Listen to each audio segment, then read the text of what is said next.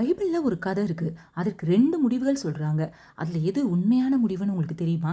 கடவுள் ஆபேலுடைய காணிக்கைய தான் ஏற்றுக்கொண்டார்ன்னு தெரிஞ்ச உடனே, காயீன் ரொம்ப எரிச்சலாகி, அவன் மேல கோவப்பட்டு, அவன கடைசில கொலை செஞ்சுருவான்.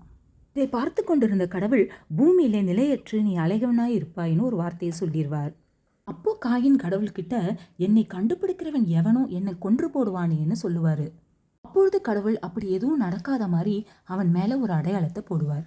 இந்த இடத்துல இருந்து தான் இந்த கதையின் வித்தியாசமான 2 தியரி ஆரம்பமாகுது. சில நாட்கள் கடந்த பின்பு காயின் ஒரு கல்யாணத்தையும் பண்ணிடுறாரு.